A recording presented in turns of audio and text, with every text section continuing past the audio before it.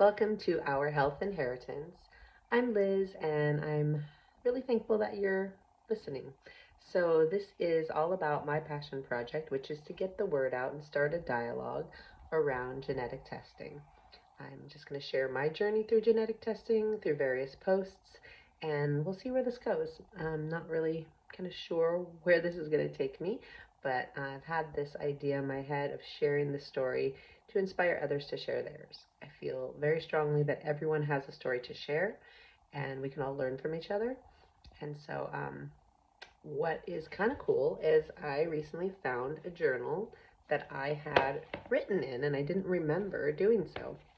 But after my breast cancer gene mutation diagnosis, so once I tested positive for BRCA2, I wrote in this. And I actually think I was in New York when I wrote this. I was visiting the guy that I was dating, who I'm actually still with to this day. So that was cool. This is 16 years ago in 2010.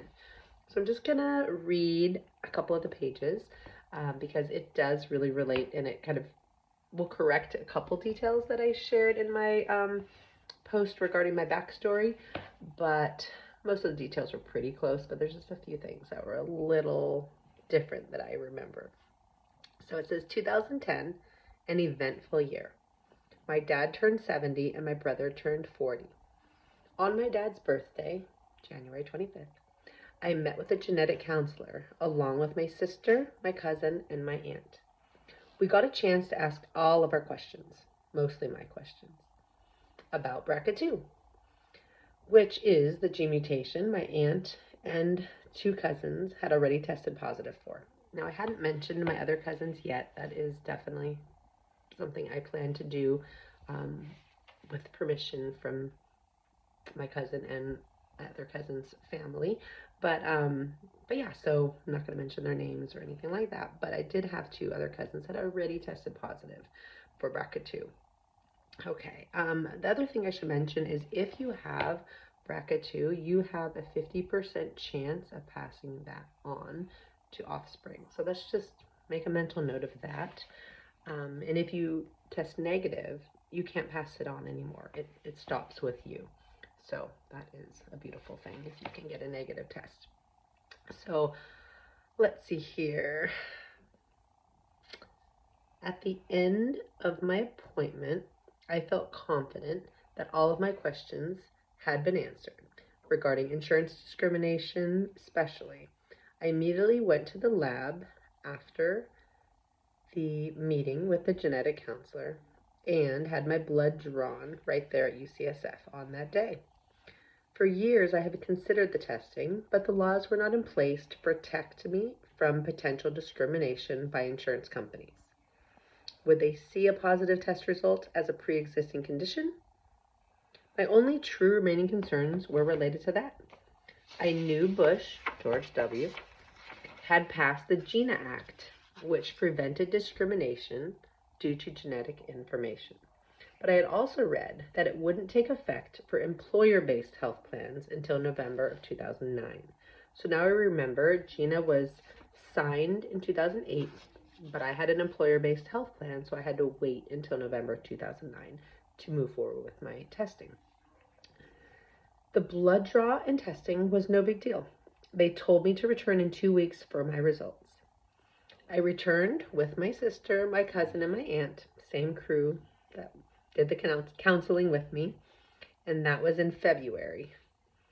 I must mention our genetic counselor. I can't say enough nice things about her.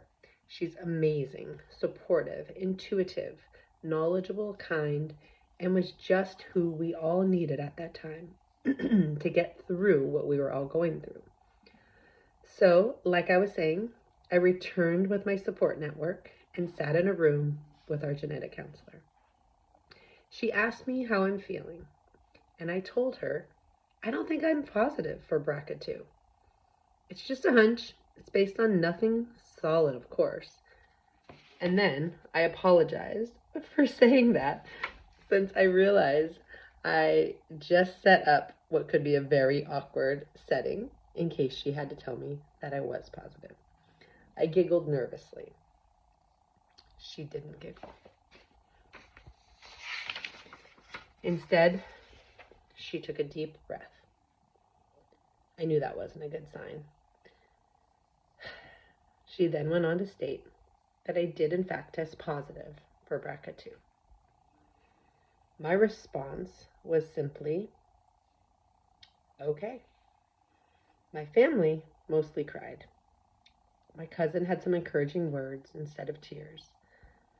But I think they were all feeling much of the same emotion that I was. Our genetic counselor just sat quietly and remained open to whatever I might say or do, which was very comforting. What came out of my mouth next surprised me. I will say that this is something I didn't remember if I had told anyone, but I remember feeling this. So apparently I did share it in that meeting. I just don't remember doing so. So what came out of my mouth next surprised me. I said, I actually feel closer to my mom because of the positive result. I never felt like I looked much like my mom. And I really wondered what I got from her, if anything. And now that I know I share this genetic mutation with her, it's strangely comforting. See, losing my mom at such a young age, 7, and having minimal memories of her and with her, caused me to always long for any connection to her. Any connection to her that I could find or dream up. Most of my memories are regarding her illness. The hospital, her scarves since she lost her hair, her prosthesis since she had her breast removed, and her coming and going from the hospital, dragging and rolling her IV around the house with her. I also remember the day I was told that she was not going to wake up. At the end of my mom's life, she was in a coma from her brain tumor. And, trying to explain death to a 7-year-old is, I don't wish that on anyone. But I remember my dad telling me, do you know how your mom has been sleeping and how she hasn't been able to wake up? And I nodded because I'd been trying to wake her up. I'd go to the hospital and I would try all kinds of things to get her to wake up, just knowing I could do so. And so he said, if you know how she hasn't been able to wake up? And I said, yes. And then he said, well, she's not going to wake up. And I got it. I got the message. I mean, it really was the best way to explain it to me. And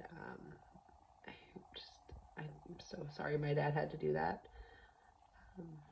But yeah, that's how I found out that my mom had passed away from breast cancer. I also remember riding in the front seat of the limo. I wanted to be on the front seat because it seemed cool and I didn't really know the gravity of what was happening, but they let me do whatever I wanted at that point. So I sat up in the front with the chauffeur on the way to the funeral home. I remember placing a rose on her coffin. Her funeral is is a strong memory for me. I remember kissing her cold cheek. I do remember that. And, saying goodbye. And I remember the actual burial. So, not a lot of other memories. A lot of them I think are manufactured memories from seeing pictures and hearing stories and feeling all these years that I remember these things, but I think a lot of it is just things that I've been told that have sort of turned into memories for me. So any connection to my mom is a cherished one, even when it means I have an 85% chance of getting breast cancer, and soon. I was 35 and a half when I tested positive. My mom was 34 when she got breast cancer, so I felt I was on borrowed time and needed to act fast. So that is where I will stop today. And I'll continue on a little bit with the journal because it does really help paint a picture of what I was going through and how, just like a really true account, because recollection's one thing, but the words I wrote down soon after my surgery and everything is a whole nother story. So I think I wrote this down about a year after. No, it wasn't a year after. Gosh, it was not even a year. Yeah, it was in 2010 when I wrote this down. I didn't write what month it was, but I think it was like the fall of 2010 when I wrote all this down.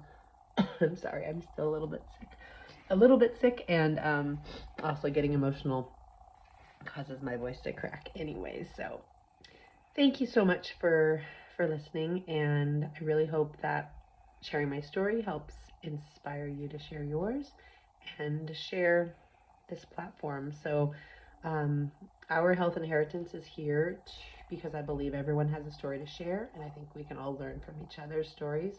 I really would love to hear more about others' genetic journeys, genetic testing journeys, and just questions or, thoughts you had wondering about doing it. If you have, you know, genetic information you've received through one of those online tests that you've mailed out for, I'm really curious to talk to some folks that have gone through that and done that, and then received maybe some information that was unexpected, upsetting, things like that.